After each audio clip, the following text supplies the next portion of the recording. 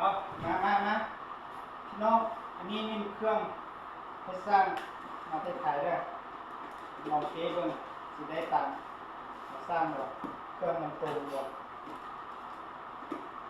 รู้เหมือนกันด้วยว่าวินานี้แม่นอี่ยัง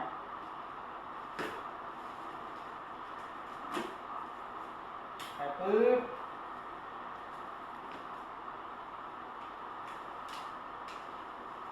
มาห้องละเป็นเครื่องชาร์จแบตเตอรี่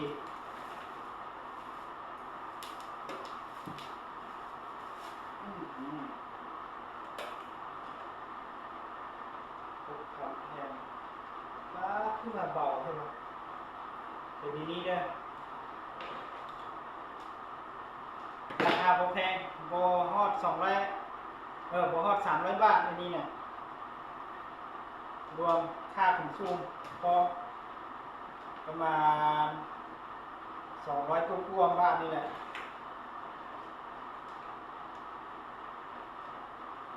ทีนี้เราลองเอาไปสร้างบนรถสิได้บ่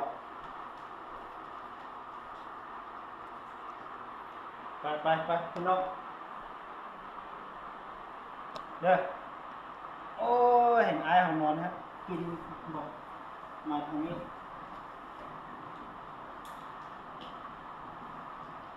เสียบไปปึ๊บไฟมันเตือนแมทอันนี้ขีดตัวแดงๆนี่บวกเด้อน้องเด้อปึ๊บตัวดำนี้เป็นลบเอาลงมานี่ปึ๊บสี่คือเขาว่าเทบอกแบตเตอรี่เสื่อมเขาสามารถกดปุ่มนี้4.3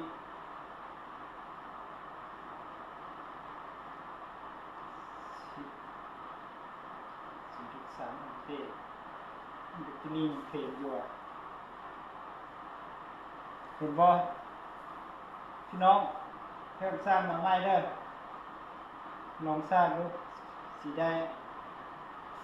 ตามเขาโฆษณาบอกเป็นเอาได้สิแจ้งให้ทุกคนรู้ทีหลังเด้ออันนี้ลองก่อนพอกันซ้ำนี้เลยเจอกันคลิปหน้า